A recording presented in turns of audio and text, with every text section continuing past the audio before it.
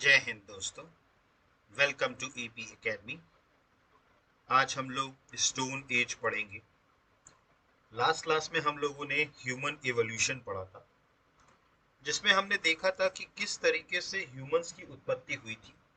Africa के great rift valley में Ramapithecus जो फर्स्ट ह्यूमनाइड था, जो एक ह्यूमन की तरह लगता था। उसके बाद वो ऑस्ट्रेलोपिथेकस में चेंज हुआ, उसने बाइपेडल लोकोमोशन शुरू किया। मतलब उसके जो दो आगे के हाथ थे वो उसको उठाया, ठीक है, और वो दो पैरों पर चलने वाला जानवर बन गया। इसके बाद उसने धीरे धीरे टूल्स बनाने शुरू किए। वो होमो हैबिलिस बना, फिर होमो इरेक्टस बना।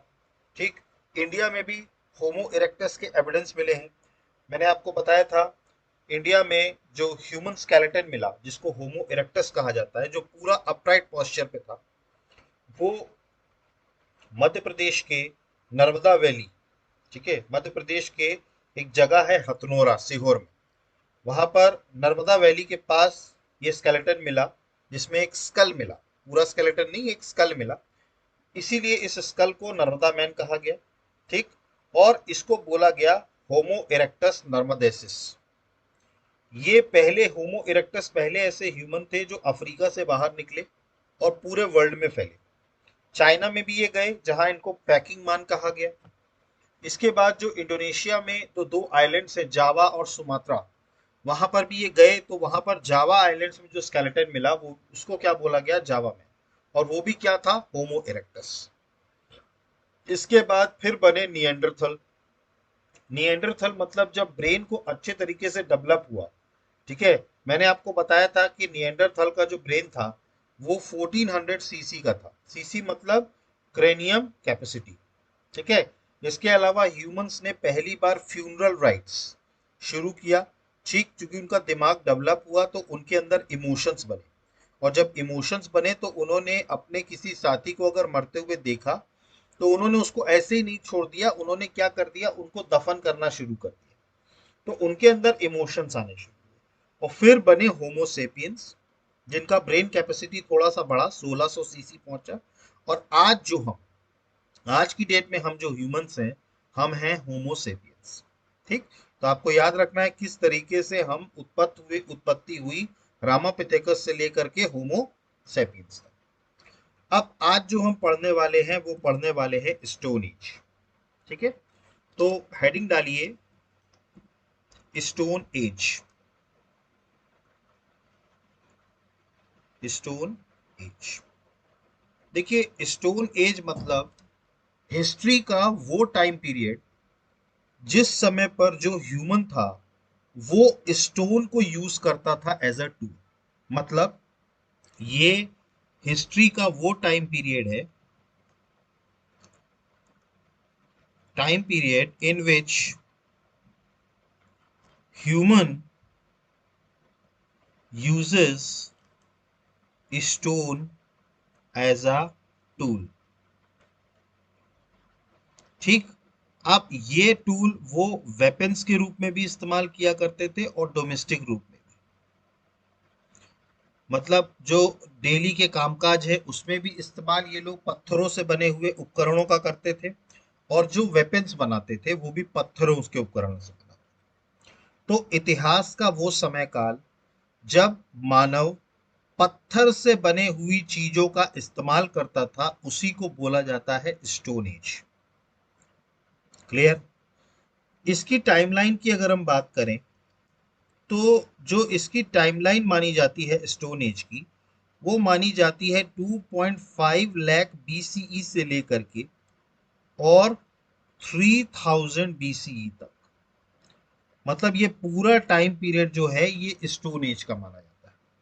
मतलब 2.5 लाख बीसीई से, बीसीई का मतलब आप जानते हैं बिफोर क्राइस्ट, जीसस क्राइस्ट के जन्म से पहले वाले टाइम पीरियड को हम बीसीई में डिनोट करते हैं, और जीसस क्राइस्ट के बाद जो टाइम पीरियड है उसको हम सीई या एडी में डिनोट करते हैं। तो जो स्टोन एज था, ठीक है, वो 2.5 लाख बीसीई से लेकर के 3000 बीसीई तक था। अब अगर आप यहां पर एक चीज नोटिस करें तो 2.5 लाख बीसीई से लेकर के और 3000 बीसीई तक ये टाइम पीरियड बहुत बड़ा है। ठीक है, अगर आप नोटिस करें तो 2.5 लाख बीसीई से लेकर के 3000 बीसीई तक, so this timeline is very big. ठीक, तो हिस्टोरियंस ने उनकी कन्वीनियंस में, क्योंकि इतने बड़े टाइमलाइन की स्टडी हो नहीं सकती एक साथ, ठीक, तो उन्होंने अपनी कन्वीनियंस के हिसाब से, ठीक है, ये जो स्टोन एज था इसको 3 पार्ट में डिवाइड किया। मतलब ये जो स्टोन एज था, चूंकि इसका टाइमलाइन बहुत बड़ा था, तो ये जो स्टोन एज था इसको 3 भाग में डिवाइड किया। ठीक है, अब देखिए डिवाइड करने का आधार इन्होंने क्या बनाया। देखिए कोई भी चीज जब आप डिवाइड कर रहे हैं तो उसका कोई आधार होता है। तो यहां पर जो आधार बनाया गया वो बनाया गया on the basis of stone tools, on the basis of stone tools. मतलब स्टोन के कौन से टूल्स हैं, कहाँ किस किस पेज में कौन कौन से स्टोन के टूल्स यूज हो रहे हैं, उस आधार पर स्टोन एज को 3 भागों में हिस्टोरियंस ने बांटा। ठीक, पहला बात करें तो पहला था पैलियोलिथिक एज। ठीक, मैं स्टोन एज की बात कर रहा हूं जिनको 3 भाग में बांटा गया। पहला बांटा गया पैलियोलिथिक एज, दूसरा है मीसोलिथिक एज, और तीसरा है नियोलिथिक एज। ठीक, तो पहला है पैलियोलिथिक एज, दूसरा है मीसोलिथिक एज और तीसरा है नियोलिथिक एज। ठीक, पैलियोलिथिक एज का मतलब होता है अर्ली, ठीक है, मीजो का मतलब होता है मिडिल और नियो का मतलब होता है न्यू। देखिए यहां पर जो आपको लिथ टर्म दिख रहा है ना, लिथ, लिथ, इसका मतलब होता है स्टोन। लिथ का मतलब क्या होता है, स्टोन। पैलिलियो का मतलब होता है अर्ली, मीजो का मतलब होता है मिडिल और नियो का मतलब होता है न्यू। ठीक, पैलियोलिथिक एज का जो टाइम ड्यूरेशन था वो था 2.5 लाख बीसीई से लेकर के और 3000 बीसीई तक। ये नोट कर लीजिएगा। पैलियोलिथिक एज का, आई एम सॉरी, ये तो उसका है पूरा कंबाइंड, आई एम सॉरी, ये 3000 नहीं है, 10,000 बीसी। 2.5 लाख बीसी से लेकर के 10,000 बीसी तक का जो टाइम पीरियड है वो किसका है, पैलियोलिथिक एज। मीजोलिथिक एज की बात करें तो इसका है 10,000 बीसीई से लेकर के 7,000 बीसीई तक। ठीक, और नियोलिथिक एज जो है उसका है 7,000 बीसीई से लेकर के 3,000 बीसीई तक। ठीक, तो आपको ये 3 पीरियड्स याद रखने हैं, पैलियोलिथिक एज, मीजोलिथिक एज और नियोलिथिक एज। स्टोन एज चूंकि उसकी टाइमलाइन बहुत बड़ी थी इसलिए उसकी टाइमलाइन को 3 भाग में बांटा गया, ताकि 3 भाग में उसमें स्टडी करने में कन्वीनियंस हो, पढ़ने में कन्वीनियंस हो। और ये 3 किस आधार पर बांटे गए, स्टोन टूल्स के आधार पर। सबसे पहला था पैलियोलिथिक एज जिसका ड्यूरेशन रहा 2.5 लाख बीसी से लेकर के 10,000 बीसी। इसके बाद आता है मीजोलिथिक एज जिसका था 10,000 बीसी से लेकर के 7,000 बीसी तक। और तीसरा जो था वो था नियोलिथिक एज जिसका था 7,000 बीसी से लेकर के 3,000 बीसी तक। ठीक, अब एक एक करके हम तीनों एजेस के बारे में पढ़ेंगे। सबसे पहले हम पढ़ेंगे पैलियोलिथिक एज। ये पॉइंट्स आपने नोट कर लिए होंगे, कॉपी में नोट कर लीजिएगा। तो सबसे पहले है जो हमें पढ़ना है पैलियोलिथिक एज। देखिए मैंने आपको बोला था कि आप लोग नोट्स बनाते चलिएगा क्योंकि नोट्स बनाना बहुत जरूरी है। तो मैं जो भी यहाँ लिखाता जा रहा हूँ उसको आप नोट करते चलिए, आपके लिए एग्जाम टाइम पर वो बहुत काम आएगा। इसका ड्यूरेशन था 2.5 लाख बीसीई से लेकर के और 10,000 बीसी तक। अगर आप यहाँ पर नोटिस करें तो भले ही हमने स्टोन एज को 3 भाग में बांट दिया, लेकिन अगर आप पैलियोलिथिक एज का डिफरेंस देखें या उनका ड्यूरेशन देखें तो उसमें भी बहुत ज्यादा टाइम लाइन है। अगर आप देखिए तो बहुत लंबी टाइम लाइन है, 2.5 लाख से लेकर के और 10,000 बीसी तक।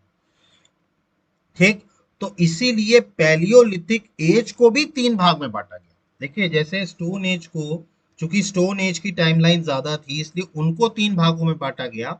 वैसे ही पैलियोलिथिक एज को भी 3 भाग में बांटा गया।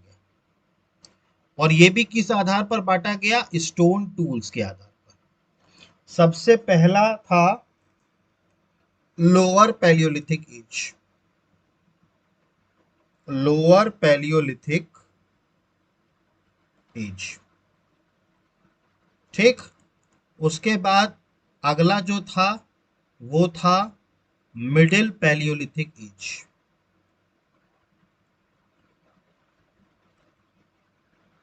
ठीक।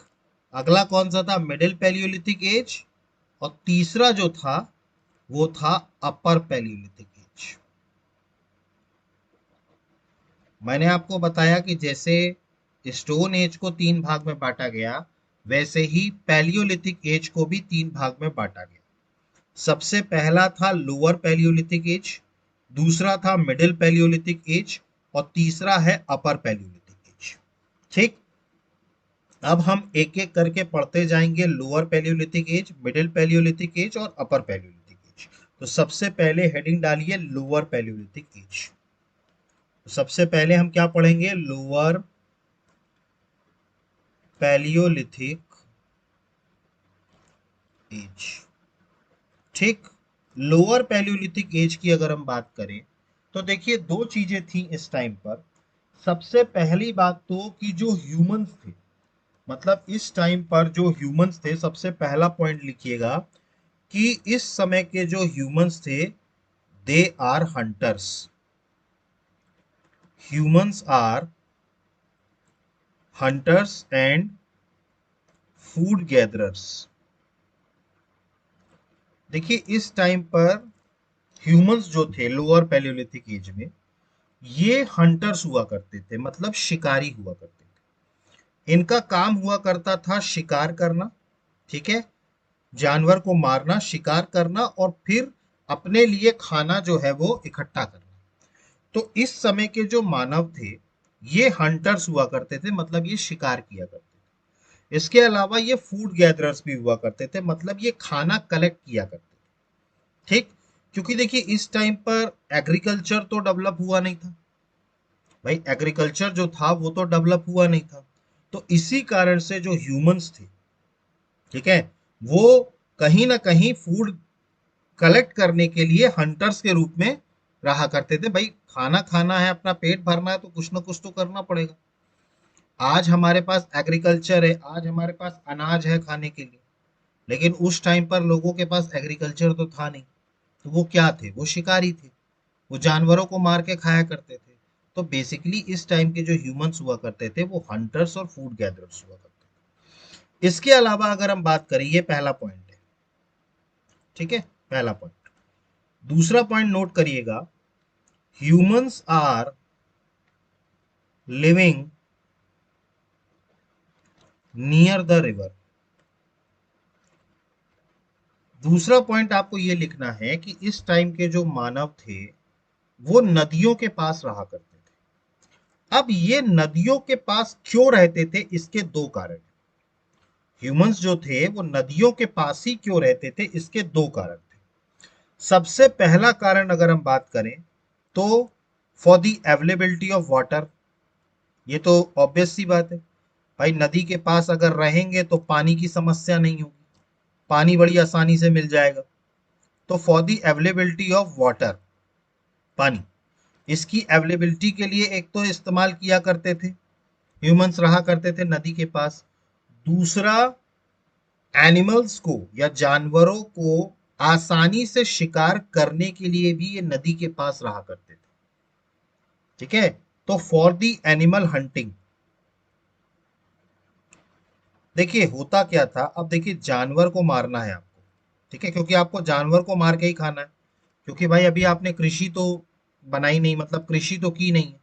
तो भाई जानवर को ही मार के खाना है। और जानवर कहाँ रहते हैं? जंगल में रहते हैं। जानवर कहाँ रहते हैं? जंगल में रहते हैं। अब नदी के पास रहने से फायदा ये होता है कि भाई जंगल से निकल करके जानवर नदी में ही पानी पीने आते हैं। भाई आज की डेट में भी जंगल के पास जो नदी बहती है, जानवर सारे वहीं आते हैं पानी पीने के लिए, नदी के पास ही आएंगे पानी पीने। तो इस समय पर नदी के पास रहने से ये फायदा हो जाता था कि जानवर को ढूंढने के लिए उनको जंगल के अंदर जाने की जरूरत नहीं होती। भाई देखिए, जंगल के अंदर आप शिकार ढूंढने जाएंगे तो एक रिस्क है। रिस्क इस बात का है कि आप भी शिकार हो सकते हैं। ऐसा नहीं है कि आप शिकार करने जा रहे हैं तो आप कभी शिकार नहीं हो सकते, आप भी हो सकते। तो एक तो वो डर खत्म हुआ। क्यों? क्योंकि ऑलरेडी जानवर जंगल के बाहर आ रहा है, आप घात लगा के बैठे हैं, आप तुरंत उसको वहीं मारेंगे, वहीं अपना खा लेंगे, काट वाट के जो भी है। ठीक। तो ये दो कारण थे। एक तो सबसे पहली बात तो पानी मिल जाएगा, ठीक है, नदी के पास। और दूसरा, जो जानवर जंगल से बाहर निकलेंगे उनको आराम से हंट किया जा सकता है, बशर्ते हमें जंगल के अंदर जाना पड़े। उसके कंपैरेटिवली इसमें रिस्क कम है। तो ये दो कारण हैं जिसके कारण उस टाइम के जो ह्यूमंस थे वो नदियों के पास रहते थे। तीसरा अगर हम बात करें, तीसरा पॉइंट, ये लोग क्वार्टजाइट स्टोन का इस्तेमाल करते थे। तीसरा पॉइंट नोट करिएगा, क्वार्टजाइट स्टोन। ठीक। अब ये क्वार्टजाइट स्टोन क्या होता है? देखिए, नदियों के अंदर आपको, जैसे आप देखेंगे नदियों के अंदर जो पत्थर मिलते हैं, आपने कभी नोटिस किया हो नदियों के अंदर जो पत्थर मिलते हैं ये थोड़ा से गोलाकार टाइप के होते हैं, शिवलिंग टाइप के। ठीक है। और ये चिकने पत्थर होते हैं। आप नदी के अंदर के पत्थर को देखेंगे अगर आप, तो एक तो सबसे पहली बात तो ये चिकने पत्थर होते हैं, और दूसरा इनका जो शेप होता है वो गोल तरीके का होता है, राउंड। ठीक। अब देखिए इसका शेप गोल क्यों होता है? देखिए ये पत्थर होते क्या है, पहाड़ों से जब नदियां निकलती हैं, ठीक है, तो जब नदियां बहती हैं तो उस टाइम पर ये पत्थर भी कुछ टूट टूट के नदियों के साथ बहते हैं। अब जब नदी बहेगी तो जाहिर सी बात है पत्थर क्या करेगा, उसमें रोल करेगा। तो पत्थर क्या हो जाता है, रोल करते करते करते करते उसका शेप राउंड बन जाता है।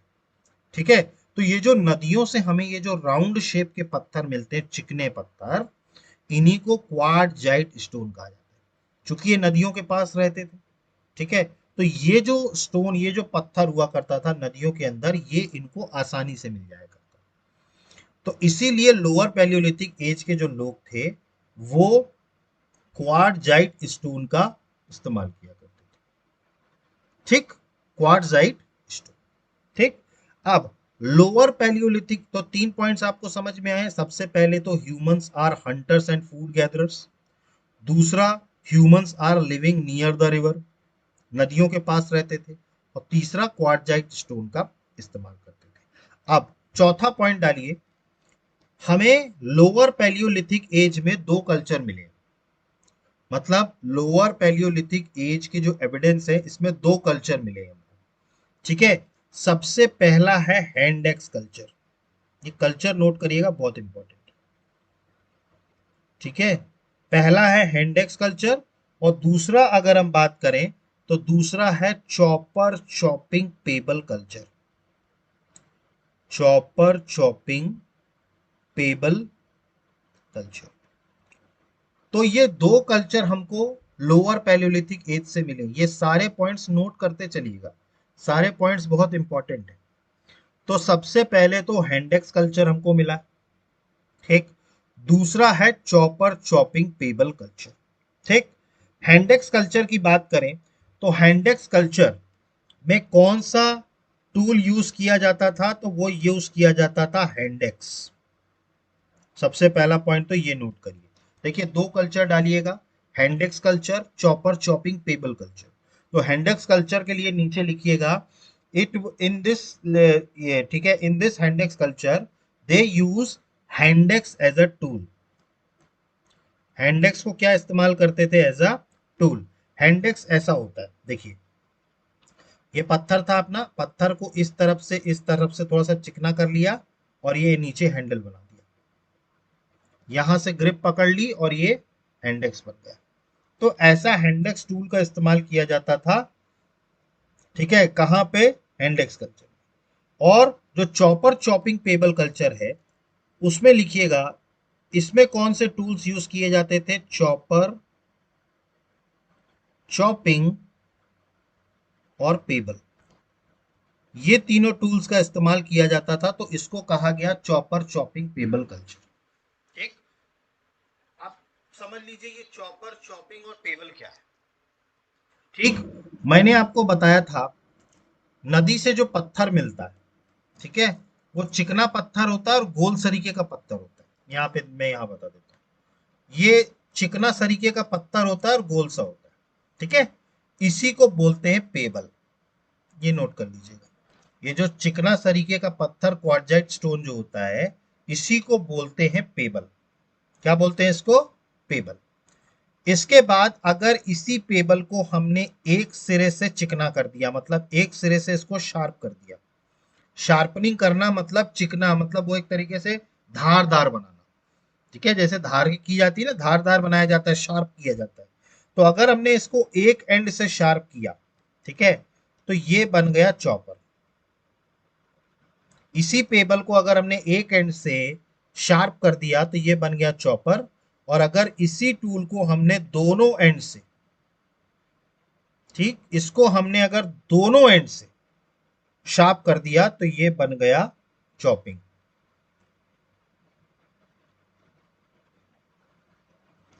ठीक, तो पेबल, चॉपर और चॉपिंग समझ में आया। पेबल जो नॉर्मल पत्थर जो स्टोन का होता है, वो अगर वहां से निकाला तो वो चॉपर कहलाता है, सॉरी पेबल।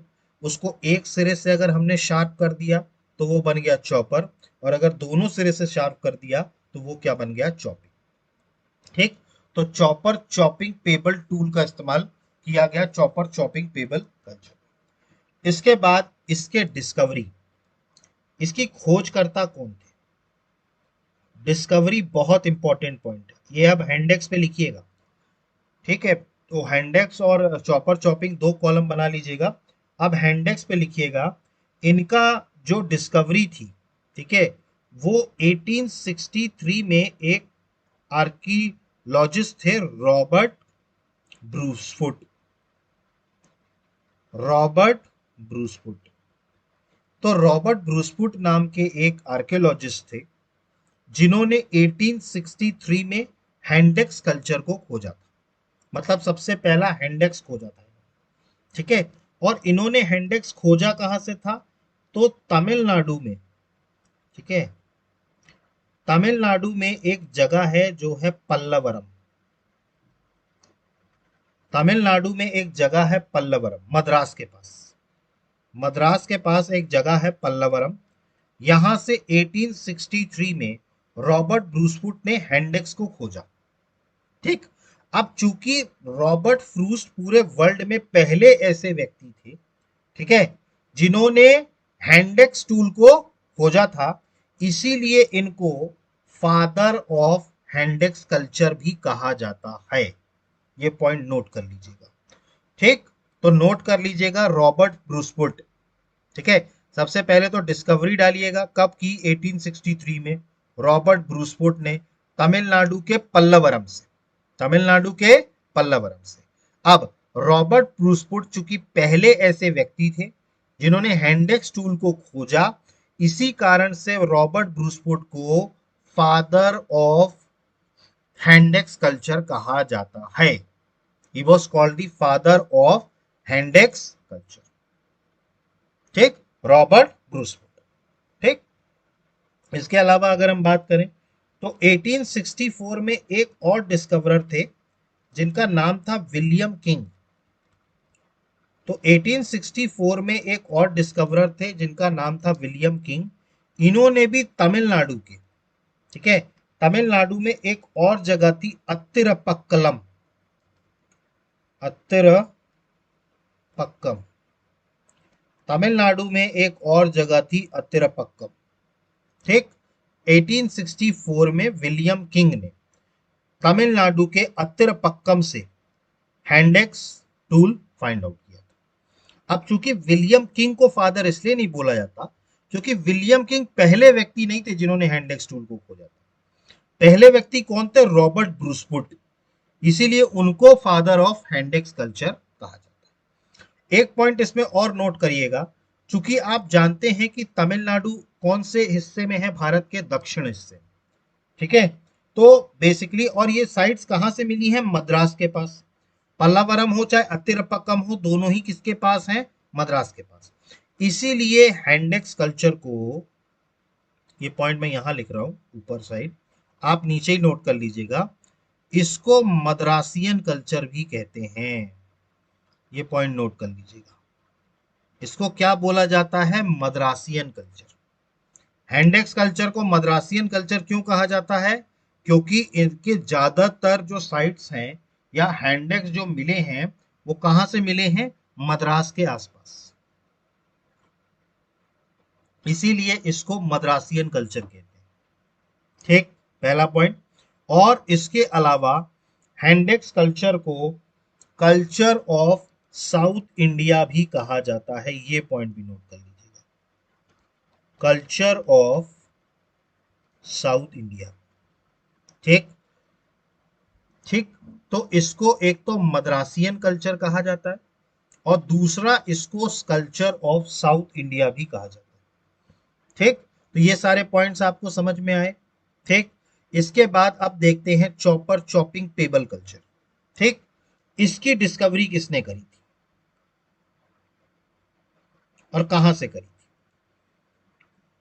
ठीक, तो अगर हम चॉपर चॉपिंग पेबल कल्चर की बात करें तो इसके डिस्कवरी जो की थी वो थे 1928 में, जिनका नाम था D N Wadia.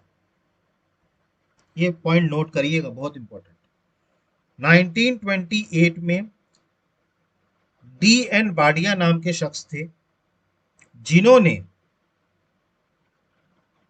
Chopper chopping pebble culture,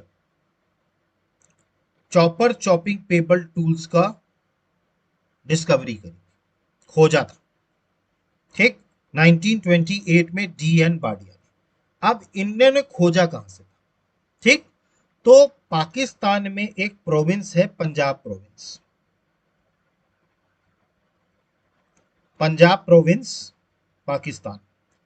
देखिए, आज के अगर हम पाकिस्तान की बात करें तो पाकिस्तान में चार प्रांत, चार स्टेट हैं: पंजाब, सिंध, बलूचिस्तान, खैबर पख्तूनख्वा। ठीक, तो उसमें से जो पंजाब प्रोविंस है, पंजाब प्रोविंस में एक जगह है सोहन वैली। ये नोट कर लीजिएगा, सोहन वैली। देखिए, सोहन वैली के आसपास से सोहन नदी निकलती है। सोहन नदी जो है वो सिंध नदी की ट्रिब्यूटरी है, सहायक नदी है। तो ये सोहन नदी के किनारे सोहन वैली में पंजाब प्रांत पाकिस्तान में डी एन बाडिया ने 1928 में चॉपर चॉपिंग पेबल टूल्स की खोज करी थी। ठीक है, अब मैंने आपको जैसे बताया रॉबर्ट ब्रूसवुड के बारे में कि Robert Bruce Wood was called as the father of hand axe culture. क्यों? क्योंकि रॉबर्ट ब्रूसवुड पहले व्यक्ति थे पूरे विश्व में जिन्होंने हैंडेक्स टूल्स की खोज करी।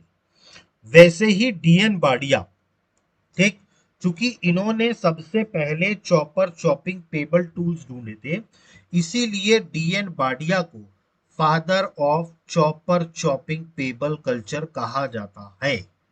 ये पॉइंट नोट कर लीजिएगा। ठीक, तो डीएन बाडिया को father of chopper chopping pebble culture भी कहा जाता है। और इन्होंने चॉपर चॉपिंग पेबल कल्चर कहां से ढूंढा? ठीक, पंजाब प्रोविंस, पाकिस्तान, सोहन वैली।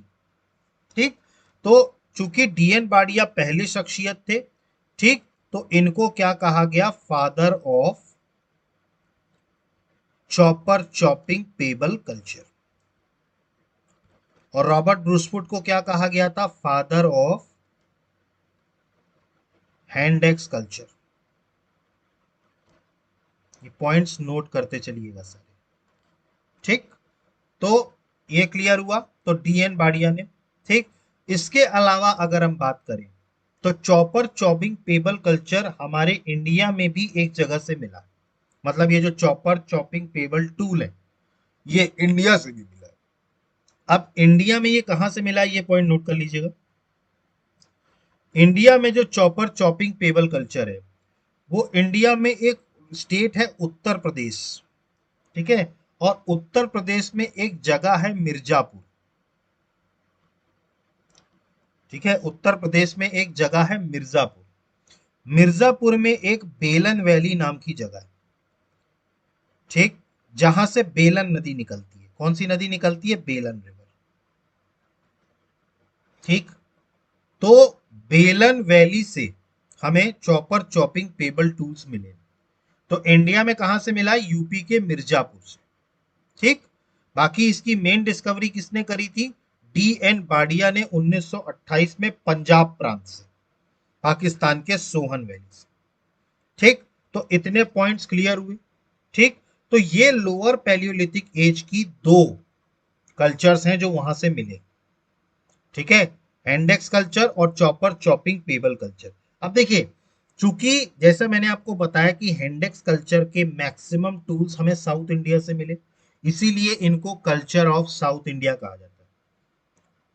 ठीक, अब आप यहां नोटिस करेंगे चॉपर चॉपिंग पेबल कल्चर में, तो चाहे वो पाकिस्तान का पंजाब प्रांत हो या यूपी का मिर्जापुर, ये नॉर्थ इंडिया में, भाई नॉर्थ इंडिया में है ना, उस टाइम तो इंडिया ही था, पाकिस्तान तो बना नहीं था। तो इसीलिए चॉपर चॉपिंग पेबल कल्चर को कल्चर ऑफ नॉर्थ इंडिया भी कहा जाता है। ये पॉइंट भी नोट कर लीजिएगा। ठीक है, तो हैंडेक्स कल्चर को बोला जाता है कल्चर ऑफ साउथ इंडिया, और चॉपर चॉपिंग पेबल कल्चर को बोला जाता है कल्चर ऑफ नॉर्थ इंडिया। ठीक, तो समझ में आया आपको? हैंडेक्स कल्चर समझ में आया, चॉपर चॉपिंग पेबल कल्चर समझ में आया। ये सारे पॉइंट्स नोट कर लीजिएगा। ठीक है, कॉपी में सारे पॉइंट्स नोट कर लीजिएगा, सारे पॉइंट्स बहुत इंपॉर्टेंट है। तो समझ में आ गया आपको हैंडेक्स कल्चर को साउथ इंडियन कल्चर क्यों कहा जाता है, चॉपर चॉपिंग पेबल कल्चर को नॉर्थ इंडिया क्यों कहा जाता है, रॉबर्ट ब्रूसवुड किसके फादर हैं, डीएन बार्डिया ने किसकी खोज करी, ये सारी चीजें आपको क्लियर हो गई। ठीक, ठीक, तो ये था लोअर पैलियोलिथिक एज। ठीक, नोट कर लीजिएगा सारे पॉइंट्स। इसके बाद बात करें, एक पॉइंट यहां पर नोट करके लिखिएगा, बहुत इंपॉर्टेंट पॉइंट है। देखिए, मैंने आपको बताया कि हैंडेक्स कल्चर जो है वो साउथ इंडिया से मिला है, और जो चॉपर चॉपिंग पेबल कल्चर है वो नॉर्थ इंडिया से मिला। लेकिन हमारे इंडिया में एक लौती एक साइट है, ठीक, जहां से हैंडेक्स कल्चर और चॉपर चॉपिंग पेबल कल्चर, इन दोनों के साक्ष्य एक ही जगह से मिले। मतलब इंडिया में एक लौती ऐसी साइट है जहां से हैंडेक्स कल्चर और चॉपर चॉपिंग पेबल कल्चर, ये दोनों कल्चर्स, दोनों टूल्स एक ही जगह पे मिले। ठीक है, तो ये जो ओनली साइट है जहां पर इन दोनों टूल्स एक ही जगह पे मिले हैं, ये हिमाचल प्रदेश में एक जगह है चौन तारा। हिमाचल प्रदेश में एक जगह है चौन तारा, ये चौन तारा से मिले। तो आपको ये पॉइंट बहुत इंपॉर्टेंट नोट करके रखना है कि ओनली साइट, एक लौती ऐसी साइट जहां से हैंडेक्स कल्चर और चॉपर चॉपिंग पेबल कल्चर दोनों के साक्ष्य मिल रहे हैं, दोनों टूल्स मिल रहे हैं, वो है चौन तारा, हिमाचल प्रदेश। इसीलिए चौन तारा को मीटिंग पॉइंट भी कहा जाता है, meeting point of north India and south India culture. ठीक, मतलब कि हैंडेक्स कल्चर और चॉपर चॉपिंग पेबल कल्चर का मीटिंग पॉइंट बोला जाता है चौन तारा। क्लियर हुआ? ठीक, ये पॉइंट नोट करके रखिएगा, एक लौती ऐसी साइट चौन तारा। ठीक, हिमाचल प्रदेश में ये पाई जाती। क्लियर हुआ ये? ठीक, ठीक, तो ये था lower palaeolithic age. Lower palaeolithic age में हमने दो कल्चर्स पढ़े, हैंडेक्स और चॉपर चॉपिंग पेबल कल्चर। अगला हेडिंग डालिए, अगला है middle palaeolithic age. Lower palaeolithic पढ़ लिया अपन ने, अब हम पढ़ेंगे मिडिल पैलियोलिथिक एज। देखिए, मिडिल पैलियोलिथिक एज में जो स्टोन था वो बदल गया था। अभी तक हमने देखा था लोअर पैलियोलिथिक एज में हम लोग क्वार्टजाइट स्टोन का इस्तेमाल कर रहे थे। ठीक, अब ये स्टोन बदल गया, और अब जो स्टोन हुआ वो हुआ जैस्पर, फ्लिंट, चर्ड। ठीक, तो इन स्टोन्स का इस्तेमाल करना शुरू कर दिया गया jasper, flint, chert, middle palaeolithic age में। ठीक। और ये जो स्टोन्स थे, ये क्वार्ट्जाइट स्टोन के कंपैरिजन में काफी ज्यादा मजबूत स्टोन हुआ करते थे। मतलब जो क्वार्ट्जाइट स्टोन था, उससे धीरे धीरे अब थोड़े मजबूत स्टोन यूज करने लगे मिडिल पैलियोलिथिक एज के लोग। ठीक है। और कौन से स्टोन्स इन्होंने यूज किए? Jasper, flint, chert. ठीक। ये काफी स्ट्रॉन्ग स्टोन्स हुआ करते थे। आज की डेट में अगर आप देखें तो जो अंगूठियां होती हैं, ठीक, तो अंगूठी में जो पत्थर पहने जाते हैं, जैस्पर, फ्लिंट, चर्ट, ये वही पत्थर होते हैं। ठीक। तो इन्हीं स्टोन्स का यूज करना शुरू कर दिया मिडिल पैलियोलिथिक एज ने। सबसे पहले तो आप ये पॉइंट नोट करिए, they use the stones of jasper, flint, chert. ठीक। इसके बाद बात करें सेकंड पॉइंट की। सेकंड पॉइंट जो है वो है, ये लोग अब कौन से टूल्स इस्तेमाल किया करते थे? तो ये बेसिकली जो टूल्स इस्तेमाल किया करते थे वो थे फ्लैग टूल्स। ये पॉइंट नोट करिएगा, ये बहुत इंपॉर्टेंट पॉइंट है। देखिए, फ्लैग टूल्स जो हुआ करते थे, जो नॉर्मल स्टोन होते हैं, ठीक है, अगर आप उसको ब्रेक करें, तोड़ें, तो उसके अंदर से कुछ शार्प स्टोन्स निकलते हैं। भाई, उसके अंदर आप किसी भी पत्थर को तोड़ेंगे तो उसके अंदर से आपको बहुत सारे नुकीले पत्थर मिलते हैं। ठीक है। तो जो नुकीले पत्थर हुआ करते थे, उन्हीं का ये इस्तेमाल करते थे एज अ टूल। इसको बोलते हैं फ्लैग टूल्स। ये ज्यादा नुकीले हुआ करते थे नॉर्मल स्टोन्स के कंपैरिजन में। ठीक है। समझ में आया आपको? फ्लैग टूल्स का इस्तेमाल समझ में आया क्या होता था? पत्थर को ये तोड़ते थे। जब पत्थर को तोड़ते थे तो उसी पत्थर के अंदर से कई सारे नुकीले पत्थर इनको मिलते थे, और उन्हीं नुकीले पत्थरों को इस्तेमाल करके ये टूल्स बनाया करते थे, जिसको फ्लैग कहा जाता था। Flag tools. क्लियर? और चूंकि ये फ्लैग टूल्स का इस्तेमाल किया करते थे, इसीलिए मिडिल पैलियोलिथिक एज को फ्लैग कल्चर भी बोला जाता है। याद रखिएगा, तीसरा पॉइंट नोट करिएगा, क्योंकि ये फ्लैग टूल्स का इस्तेमाल करते थे। इसका टूल्स का इस्तेमाल करते थे, फ्लैग टूल्स का। फ्लैग टूल्स मतलब कौन से टूल्स? जो फ्लैग स्टोन के बने हो। फ्लैग का मतलब क्या होता था? किसी भी बड़े पत्थर को जब आप तोड़ेंगे तो उसमें से अंदर से कुछ नुकीले पत्थर, छोटे साइज के नुकीले पत्थर निकलते हैं, उन्हीं को बोला जाता है फ्लैग। अब उनके इस्तेमाल करके टूल्स जो बनाए गए वो बने फ्लैग टूल्स, और वो ज्यादा धारदार हुआ करते थे, मोर शार्प हुआ करते। अब चूंकि इसमें फ्लैग टूल्स का इस्तेमाल किया जाता था, इसीलिए इसको फ्लैग कल्चर कहा गया। क्या बोला गया? Flag culture. ठीक। ठीक। चौथा पॉइंट नोट करिए। चौथा पॉइंट, मिडिल पैलियोलिथिक एज लिखिएगा और उसमें पॉइंट्स नोट करते चलिएगा। चौथे पॉइंट की अगर हम बात करें तो इसकी डिस्कवरी हुई थी 1954-55 में। ठीक है। एक इसकी डिस्कवरी करी थी एच डी सांकलिया ने। ये नोट करिएगा, इसकी डिस्कवरी किसने करी थी? एच डी सांकलिया ने। और ये कहां से करी थी? तो नेवासा नाम की एक जगह है। कहां पे? महाराष्ट्र में। तो नेवासा नाम की एक जगह है महाराष्ट्र में। 1954-55 में एच डी सांकलिया ने यहां से मिडिल पैलियोलिथिक एज के टूल्स की खोज करी थी, फ्लैग टूल्स की। ठीक है। तो फ्लैग कल्चर की डिस्कवरी 1954-55 में किसने करी? एच डी सांकलिया ने। कहां से? नेवासा, महाराष्ट्र से। इसीलिए नेवासा को, चूंकि इसको खोजा कहां से गया? नेवासा से, इसीलिए नेवासा को मॉडल साइट भी कहते हैं। Model site of middle palaeolithic age. Model site of middle palaeolithic age. तो नेवासा को क्या बोला गया? Model site of middle palaeolithic age. ठीक। ये था मिडिल पैलियोलिथिक एज। सबसे पहले तो जैस्पर, फ्लिंट और चर्ट स्टोन्स का इस्तेमाल किया गया इसमें। और इसमें जो टूल्स बनाए गए वो फ्लैग टूल्स बनाए गए। फ्लैग मतलब किसी भी पत्थर को हम तोड़ेंगे तो उसमें से अंदर से नुकीले पत्थर निकलते हैं, उनका टूल बनाया गया। ठीक।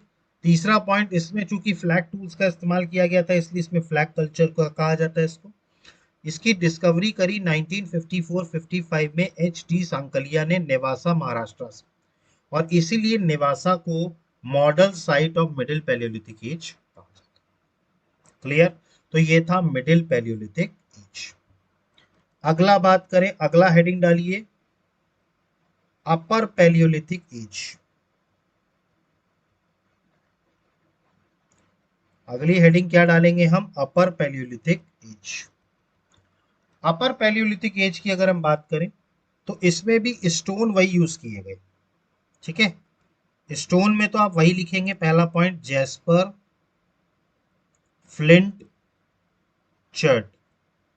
तो स्टोन्स तो यही यूज किए गए। ठीक।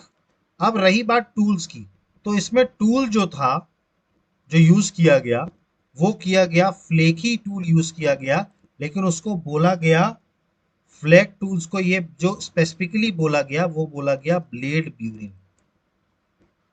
इसमें जो टूल का इस्तेमाल किया गया वो ब्लेड ब्यूरिन इस्तेमाल किया गया। इसमें क्या था, ऐसा एक हैंडल था ब्यूरिन, और यहां पर ये ऐसे नुकीले वो बना दिए गए थे, ब्लेड। ठीक है, तो ये ब्लेड हुआ करता था। ठीक है, इसी को बोलते हैं ब्लेड ब्यूरिन टूल। तो अपर पैलियोलिथिक एज में जो टूल यूज किए गए वो यूज किए गए ब्लेड ब्यूरिन। ठीक है, इसीलिए इसको ब्लेड ब्यूरिन कल्चर भी कहते हैं। ये सब बहुत इंपॉर्टेंट पॉइंट है। मैंने आपको बताया flag culture, blade burin culture, तो ये सब आपको पॉइंट्स याद होने चाहिए किसके क्या हैं, ये सब प्रीलिम्स के क्वेश्चन। तो अपर पैलियोलिथिक एज में चूंकि ब्लेड और ब्यूरिन का इस्तेमाल किया गया, इसीलिए इसको ब्लेड ब्यूरिन कल्चर कहा गया। क्या बोला गया, ब्लेड ब्यूरिन कल्चर। इसमें अगर हम बात करें तो इसमें जो होमोसेपियंस थे उनका राइज हुआ बहुत। मैंने आपको बताया ह्यूमंस का जो लास्ट वर्जन है, ठीक है, वो कौन सा है, होमोसेपियंस, 1600 सीसी दिमाग। ठीक। तो इनके समय पर होमोसेपियंस ह्यूमन का राइज हुआ अपर पैलियोलिथिक एज के समय में। ठीक है, इसके अलावा आर्ट्स का डेवलपमेंट हुआ, कला का विकास हुआ, डेवलपमेंट ऑफ आर्ट्स। तो इनके समय पर अपर पैलियोलिथिक एज में आर्ट्स का भी डेवलपमेंट हुआ। ठीक। अब आर्ट्स के डेवलपमेंट के 3 एविडेंस हमको मिले, जिससे हम कह सकते हैं कि अपर पैलियोलिथिक एज में आर्ट्स का डेवलपमेंट हुआ। ठीक है, इसके 3 एविडेंस हमको मिले। सबसे पहला बात करें डेवलपमेंट ऑफ आर्ट्स में, तो मध्य प्रदेश में एक जगह है रायसेन। रायसेन से एक गुफा मिली है, केव्स मिले हैं भीमबेटका, नाम सुना होगा आपने, भीमबेटका। तो भीमबेटका की दीवारों पर, ठीक है, गुफा है, और गुफा की दीवारों पे अगर आप देखेंगे तो आपको वॉल पेंटिंग्स मिलेंगी। बहुत सारी कलाकृतियां की गई हैं केव्स के जो अंदर की दीवार है उसके अंदर।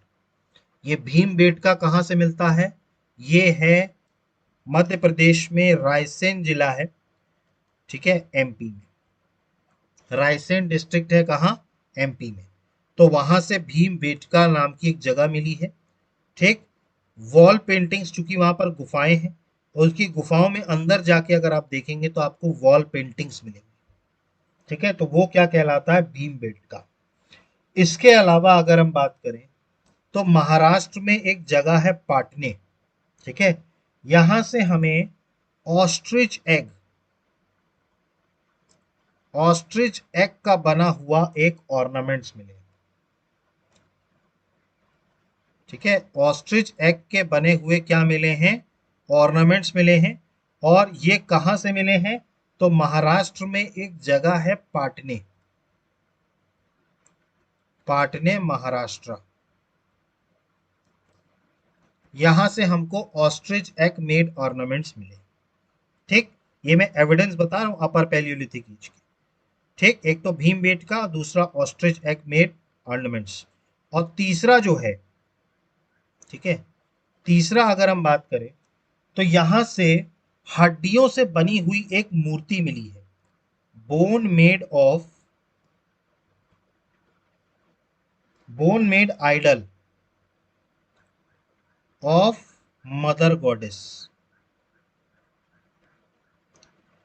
तो हड्डियों से बनी हुई देवी की मूर्ति मिली। कहां से मिली है? तो ये मिली है लोहदा नाला, लहोदा नाला, लहोदा नाला उत्तर प्रदेश से। तो लहोदा नाला उत्तर प्रदेश से हमको हड्डियों से बनी हुई एक मूर्ति मिली है देवी की। ठीक। तो आर्ट्स के डेवलपमेंट में ये 3 एविडेंस हमको मिले हैं अपर पैलियोलिथिक एज के।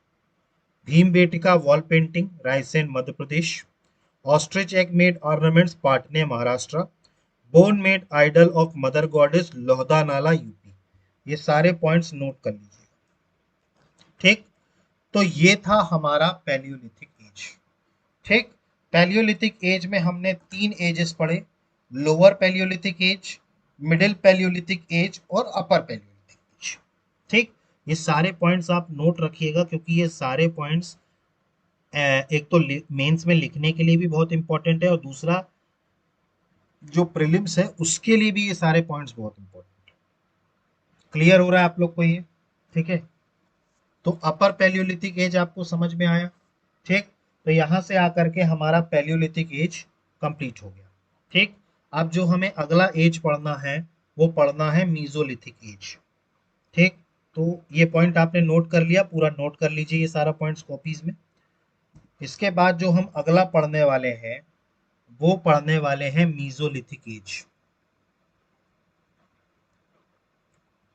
देखिए, मीजोलिथिक एज की अगर हम बात करें तो इसका जो टाइम पीरियड रहा है वो 10,000 बीसीई से लेकर के और 7,000 बीसीई तक रहा है।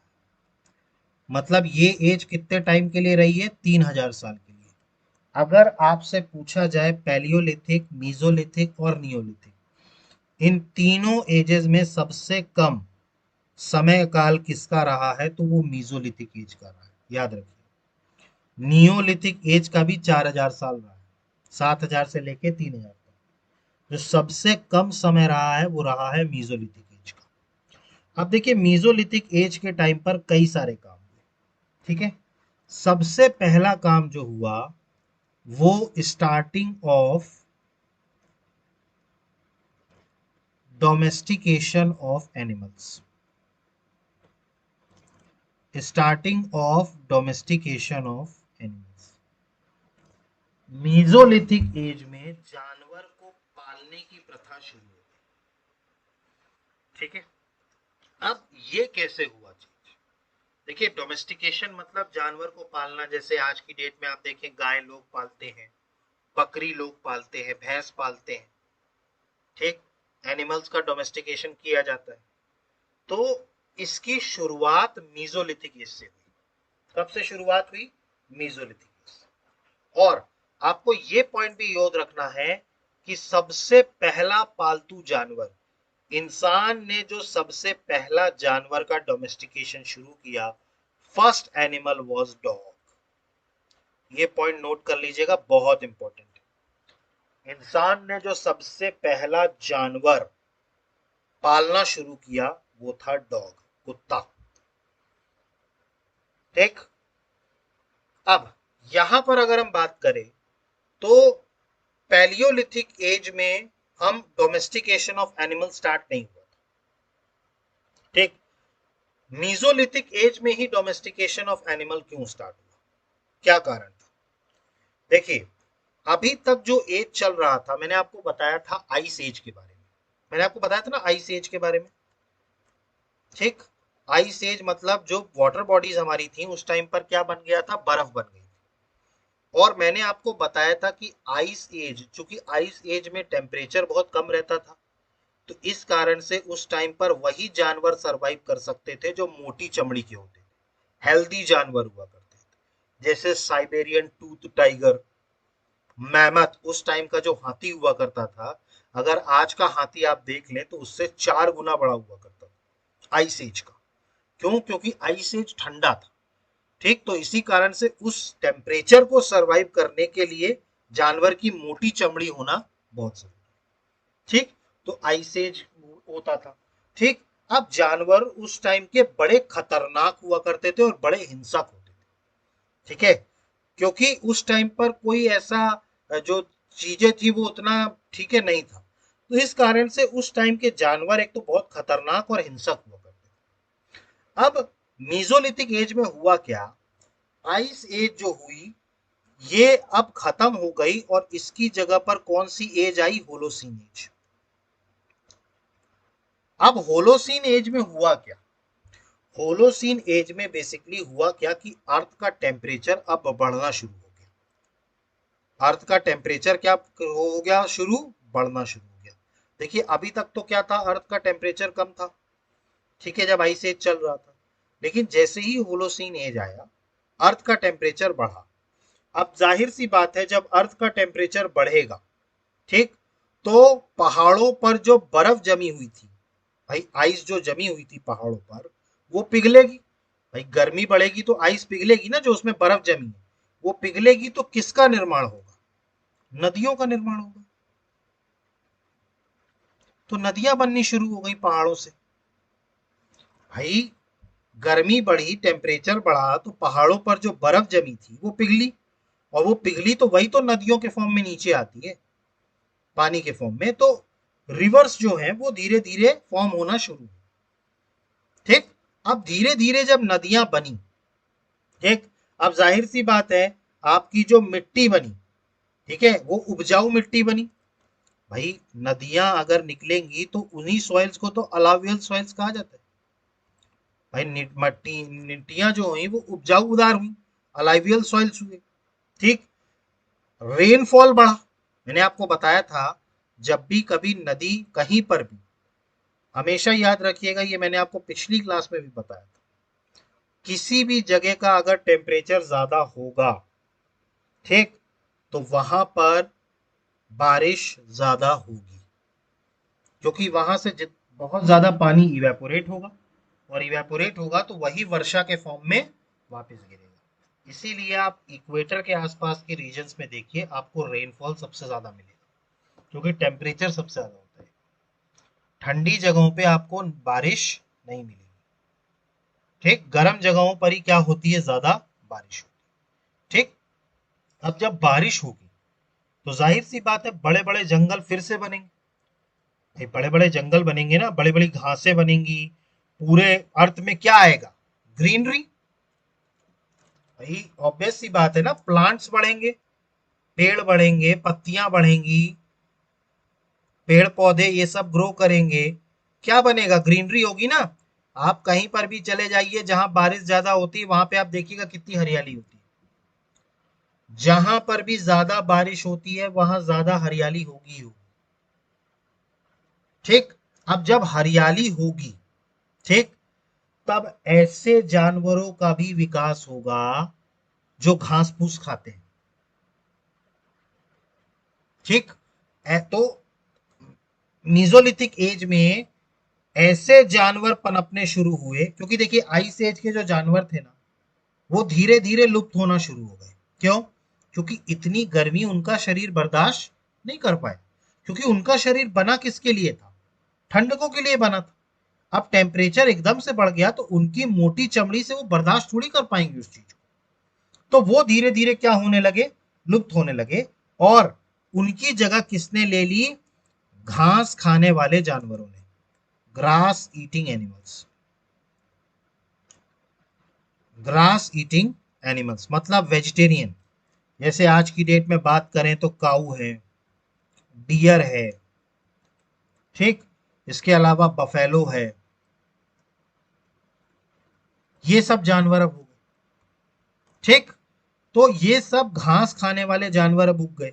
ठीक, ये मैं सारा प्रोसेस बता रहा हूं कि किस तरीके से डोमेस्टिकेशन ऑफ एनिमल्स स्टार्ट हुआ। आइस एज के जानवर बड़े खूंखार हुआ करते थे, बड़े खंड वो हुआ करते थे। होलोसीन एज आया तो उनकी तादाद कम हो गई।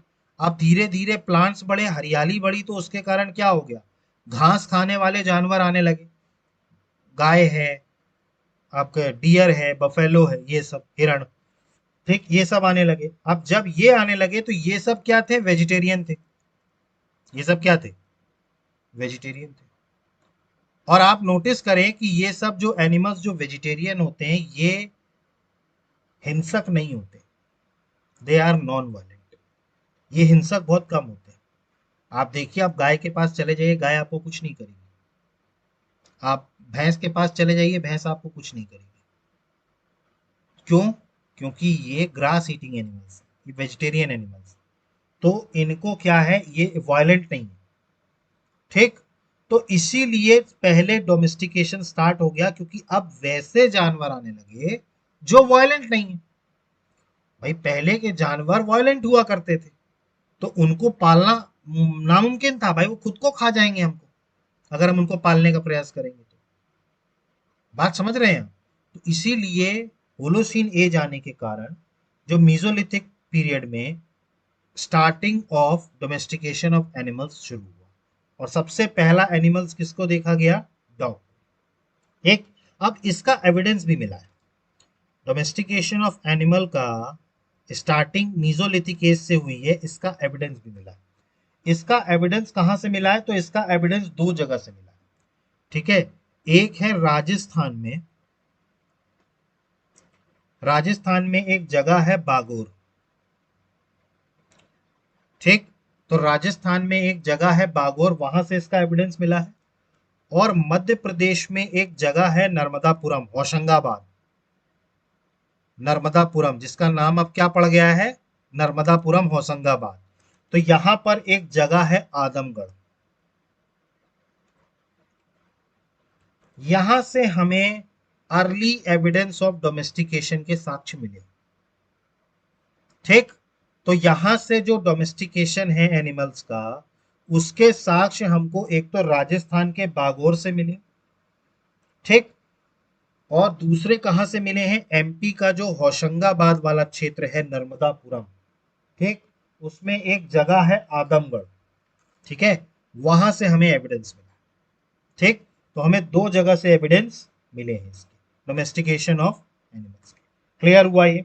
ठीक, तो सबसे पहला हुआ starting of domestication of animals mesolithic age में। क्लियर है? ठीक, इसके दो एविडेंस मिले हैं, राजस्थान के बागोर और मध्य प्रदेश में नर्मदापुरम के आदमगढ़ से। ठीक, अब देखिए, मैंने आपको जैसा बताया कि आइस एज खत्म हो गया, तो बड़े जानवर जो थे, ठीक है, जो बड़े एनिमल्स थे, वो अब धीरे धीरे डिटोरेट होने लगे। ठीक, अब जानवर कैसे हो गए? छोटे हो गए।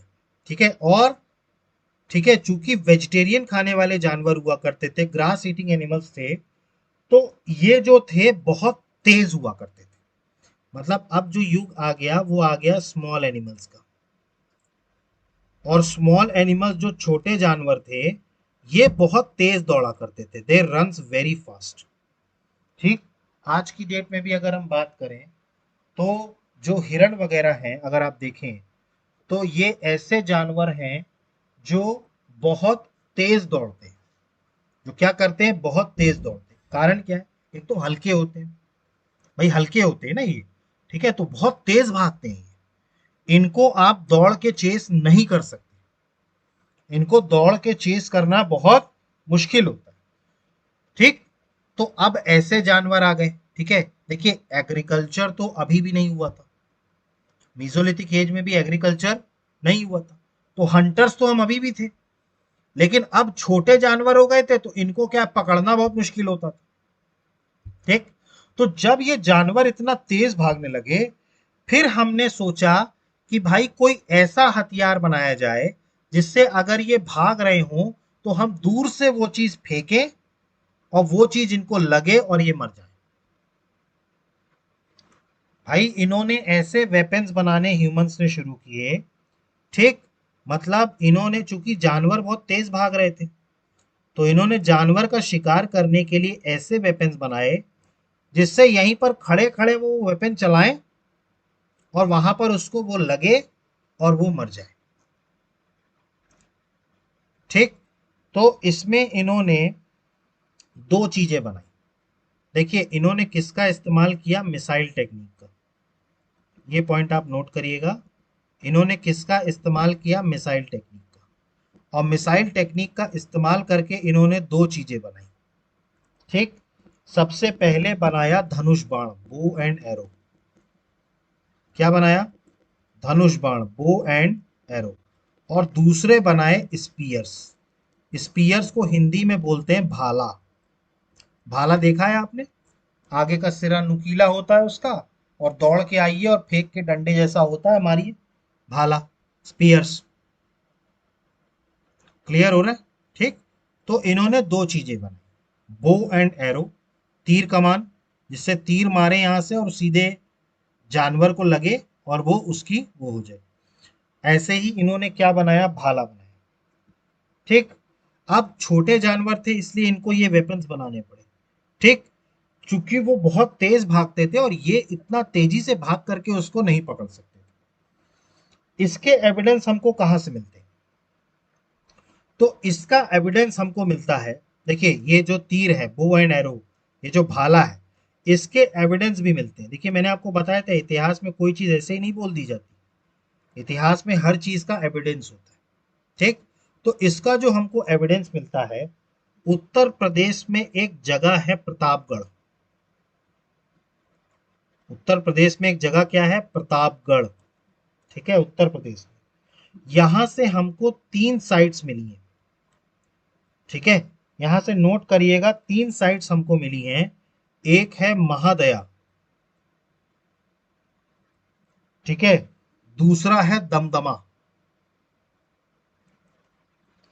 और तीसरा है सरई नहर राय। सरई नहर राय।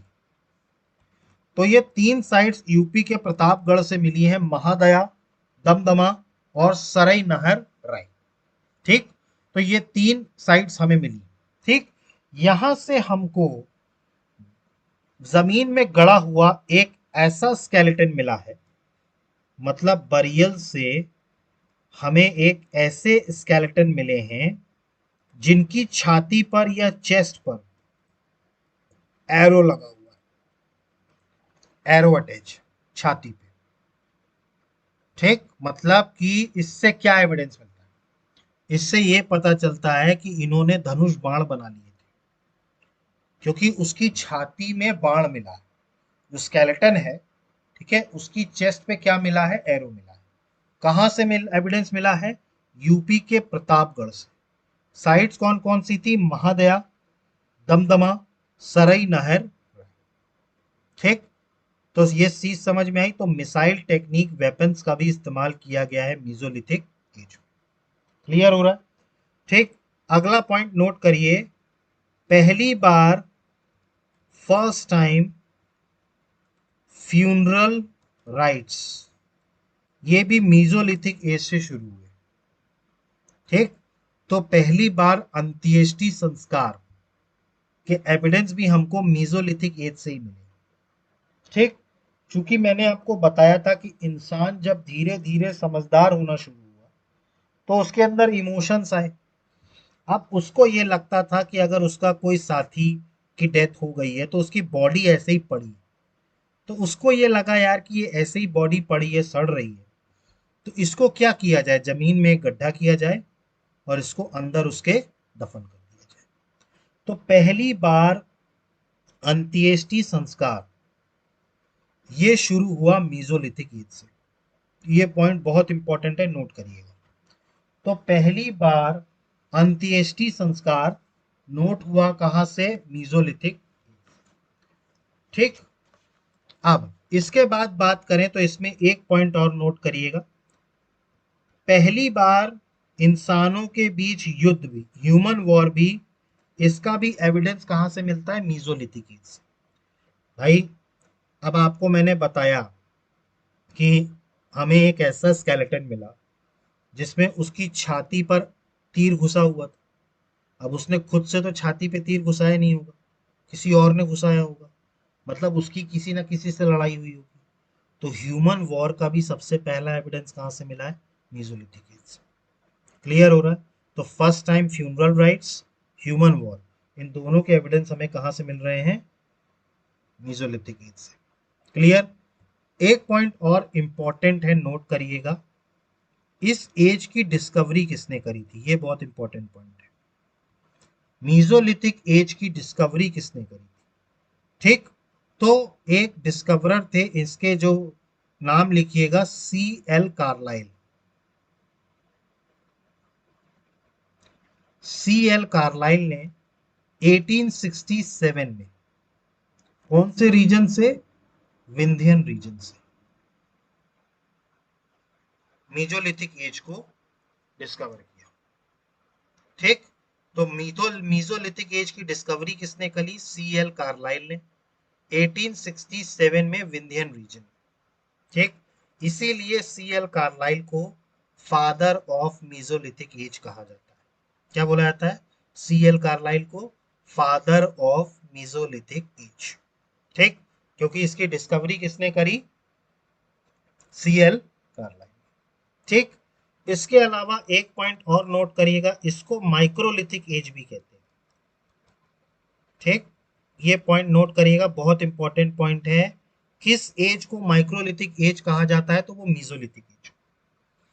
ठीक, क्योंकि इसमें छोटे और नुकीले हथियारों का इस्तेमाल किया गया है, स्मॉल शार्प टूल्स का इस्तेमाल किया गया है। ठीक है, जिनको क्या बोला जाता है? माइक्रोलिथ। ये जो स्मॉल शार्प टूल्स हैं, इन्हीं को क्या बोला जाता है? माइक्रोलिथ। और चूंकि माइक्रोलिथ स्मॉल शार्प टूल्स का इस्तेमाल किया गया इस एज में, इसीलिए इस एज को माइक्रोलिथ एज भी कहा जाता है। क्लियर है? ठीक, तो ये था मीजोलिथिक एज। समझ में आया आपको मीजोलिथिक एज क्या था? भाई देखिए, डोमेस्टिकेशन ऑफ एनिमल स्टार्ट हुआ, फ्यूनरल राइट्स स्टार्ट हुए, मिसाइल टेक्निक से वेपन्स बनाना स्टार्ट किया गया, पहली बार मानव लड़ाई का एविडेंस मिला। C.L. कार्लाइल इसके संस्थापक हैं, जो इन्होंने खोजा, और इसको माइक्रोलिथिक एज क्यों कहा जाता है? क्योंकि इसमें स्मॉल शार्प टूल्स का इस्तेमाल किया। ठीक, तो ये था मीजोलिथिक एज। क्लियर हुआ आप लोगों को? ठीक, तो क्लियर हुआ आप लोगों को मीजोलिथिक एज। ठीक, अब जो हमें आखिरी एज पढ़ना है वो पढ़ना है नियोलिथिक एज। ठीक, तो अब जो हमको आखिरी एज पढ़ना है, तो हेडिंग डालिए नियोलिथिक एज। स्टोन एज में आखिरी एज कौन सी है? Neolithic age. इसका ड्यूरेशन कब से कब तक था? तो 7000 BCE से लेकर के और 3000 BCE तक, ये इसका टाइमलाइन था। 7000 से लेकर के 3000 BCE तक। ठीक, नियोलिथिक एज में भी पहला पॉइंट नोट करिएगा, इसमें भी जो स्टोन्स यूज किए गए थे वो वही यूज किए गए थे, जैस्पर, चर्ट और फ्लिंट। ये तीनों स्टोन्स का यूज किया गया है। मतलब सिर्फ लोअर पैलियोलिथिक एज छोड़ दिया जाए तो बाकी सभी एजेस में स्टोन कौन से यूज किए गए? जैस्पर, चर्ट और फ्लिंट। ठीक, अब इसमें जो टूल्स यूज किए गए नियोलिथिक एज में, वो पॉलिश्ड टूल्स का इस्तेमाल किया गया। ये इंपॉर्टेंट पॉइंट। अब इसमें चिकने टूल्स का इस्तेमाल किया गया। ठीक, पॉलिश्ड का मतलब होता है चिकने। ठीक, तो नियोलिथिक एज में स्टोन यूज किए गए जैस्पर, चर्ट और फ्लिंट, और जो टूल्स यूज किए गए वो पॉलिश टूल्स का इस्तेमाल किया गया। अब इसकी डिस्कवरी किसने करी? तो ये पॉइंट नोट करिएगा, इसका जो आविष्कार था, डिस्कवरी जो खोजा गया, वो खोजा गया डॉक्टर प्राइम रोज के द्वारा। तो ये पॉइंट नोट करिएगा, डॉक्टर प्राइम रोज। ठीक, इन्होंने 1842 में, ठीक है, कर्नाटका, कर्नाटका में एक जगह है जिसका नाम है लिंगा शुगर, लिंगा शुगर, लिंगा शुगर। तो लिंगा शुगर नाम की एक जगह है जहां से नियोलिथिक साइट्स इन्होंने फाइंड आउट करी। तो डॉक्टर प्राइम रोज ने 1842 में कर्नाटका के लिंगा शुगर से नियोलिथिक साइट फाइंड आउट करी। इसीलिए डॉक्टर प्राइम रोज को फादर ऑफ नियोलिथिक एज कहा जाता है। मैंने आपको बताया, ठीक, फादर ऑफ नियोलिथिक एज। ये सभी एजेस के फादर के नाम याद रखिएगा। जैसे अभी इससे पहले हमने जो मीजोलिथिक एज पढ़ी थी तो उसके फादर कौन थे? CL Carlyle. ठीक, समझ में आ रहा है आपको? ठीक, क्लियर हो रहा है? तो ये नोट कर लीजिएगा, father of neolithic age doctor Primrose. ठीक, कहां से मिला? कर्नाटका के लिंगा शोर्स। अब अगला पॉइंट लिखिएगा, बहुत इंपॉर्टेंट है। Agriculture was started in neolithic age. देखिए, अब मैंने आपको बताया था कि नदियां आ चुकी थी, होलोसीन एज बन चुका था, नदियां अब आ चुकी थी। अब जो जमीन बनी वो फर्टाइल बनी, तो धीरे धीरे कृषि भी शुरू हुई। अब आप सोच रहे होंगे कि इनको बीज कहां से मिला? भाई, कृषि करने के लिए बीज की जरूरत होती है, इनको बीज कहां से मिला? तो इनको जो था, बीज ऑटोमेटिकली मिल गया जंगलों से। इन्होंने कोई पेड़ उठाया, गेहूं का फॉर एग्जाम्पल, गेहूं का कोई पेड़ होगा, उसको उठाया और खाया, तो इनको ये लगा कि यार ये तो खाने वाली चीज है, तो उसके बीज उठा करके ये ले आए और अपनी जमीन पे इन्होंने गेहूं का पेड़ उगाना शुरू कर दिया। ठीक, ऐसे ही बार्ले, ठीक है, राइस। तो ऐसे ही इन्होंने एग्रीकल्चर को स्टार्ट करना शुरू किया। ठीक है, और सबसे पहला क्रॉप जो ह्यूमन ने यूज किया वो था बार्ले। फर्स्ट क्रॉप, ये पॉइंट नोट करिएगा, first crop which was use by humans is called barley. तो सबसे पहले ह्यूमंस ने जिस क्रॉप का इस्तेमाल किया वो था बार्ले। ठीक, तो एग्रीकल्चर स्टार्ट हुआ। ठीक, और पहली बार, देखिए अभी तक जितनी भी एजेस निकली उसमें ह्यूमंस क्या हुआ करते थे? Food gatherers. भाई, जानवर को ढूंढना मारना यही काम करते थे। अब इन्होंने खाना खुद उगाना शुरू कर दिया, इसीलिए अब जो ह्यूमंस थे वो क्या बन गए? Food producer. वो क्या बने? Food producer. ठीक, तो अभी तक जो ह्यूमंस थे वो फूड गैदरर्स थे। ठीक, अब कौन बन गए? फूड प्रोड्यूसर बन गए। ठीक, तो एग्रीकल्चर स्टार्ट हुआ फॉर द फर्स्ट टाइम, और ह्यूमंस क्या बन गए? Producer, food producer. अब इसका एविडेंस कहां से मिल रहा है? भाई, एग्रीकल्चर हुआ है तो उसका कहीं ना कहीं से एविडेंस मिला होगा। ठीक, तो यूपी में एक जगह है लहुरा देव।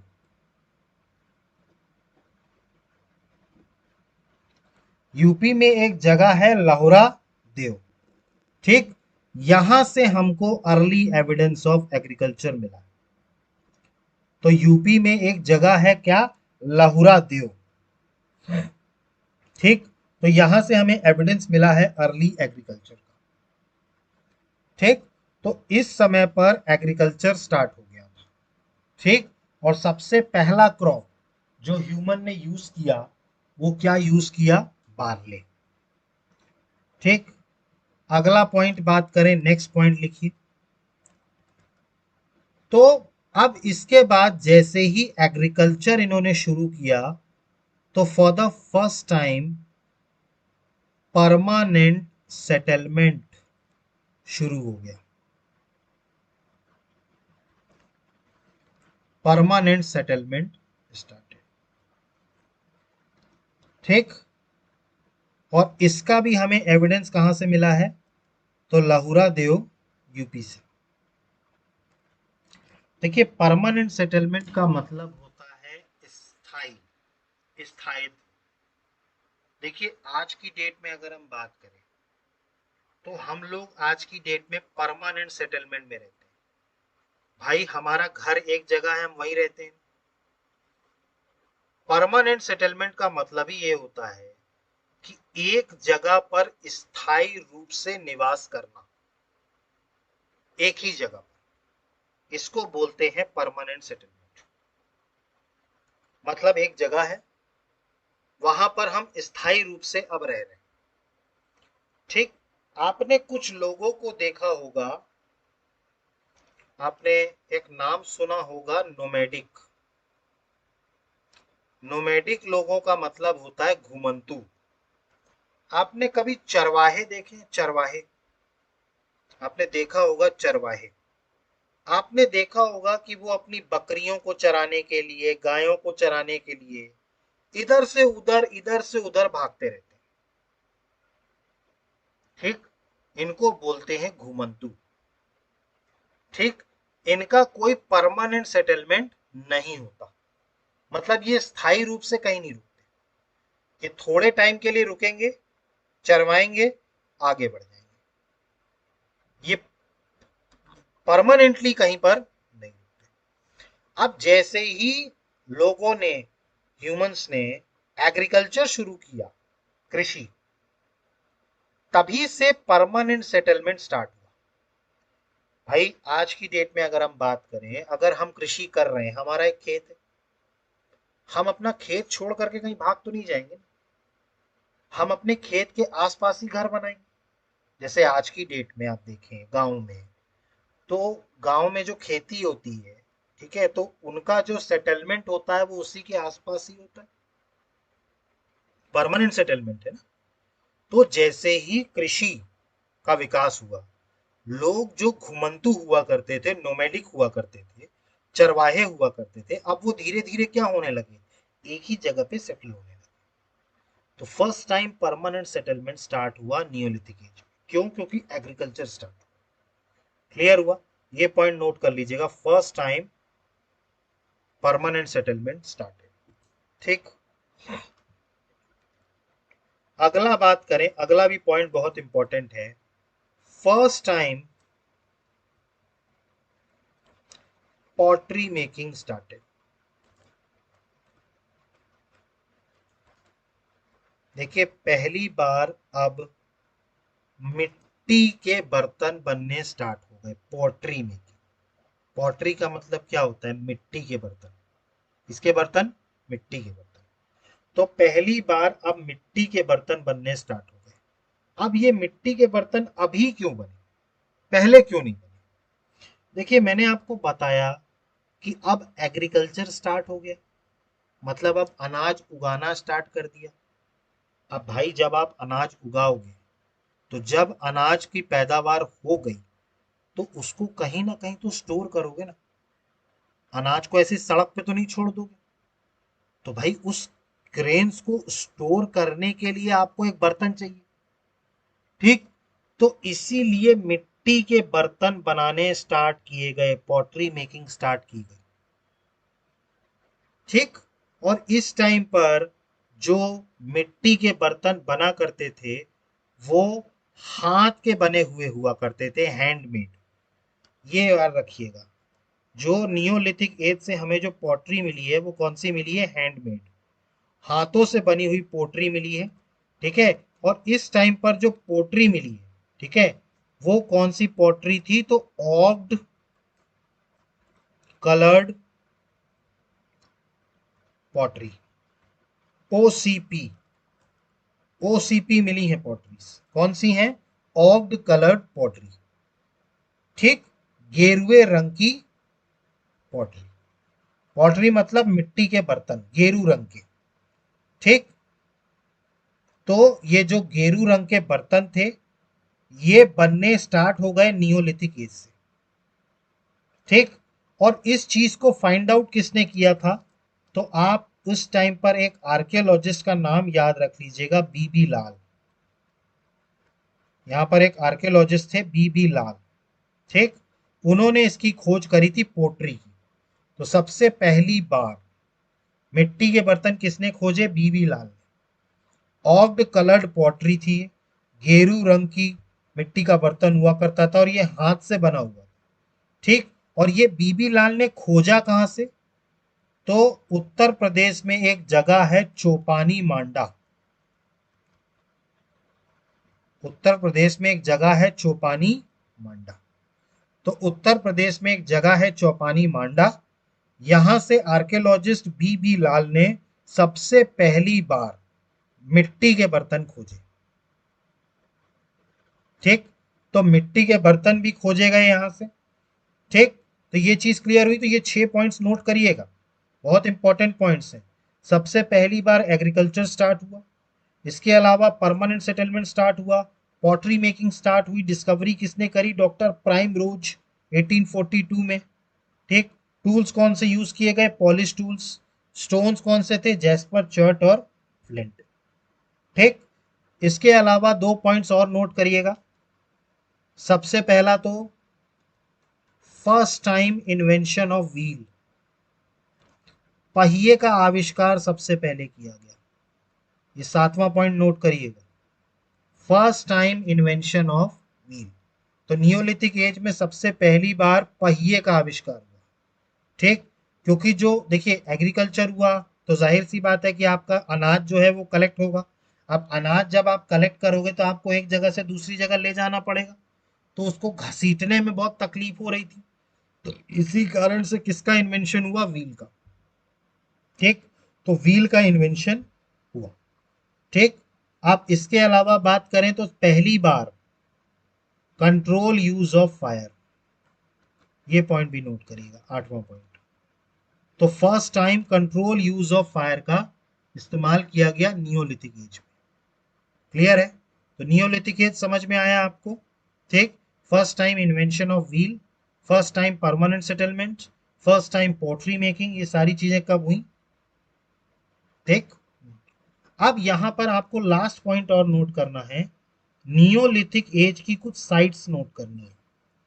नियोलिथिक साइट्स, ये साइट्स के नाम लिखता जाऊंगा, आप नोट करते जाइएगा। ठीक। तो नियोलिथिक साइट्स में आपकी सबसे पहली साइट है, इसका नाम है बुर्ज होम। कहां पर है ये? जम्मू एंड कश्मीर। ठीक है। तो नियोलिथिक साइट में जो सबसे पहली साइट है वो है बुर्ज होम, ये जम्मू एंड कश्मीर में है। यहां पर आपको पिट ड्वेल्स मिले। पिट ड्वेल्स मतलब गड्ढा घर, हिंदी में बोलते हैं गड्ढा घर। देखिए आज भी की डेट में भी अगर देखा जाए तो जम्मू एंड कश्मीर में बहुत ठंडी रहती है।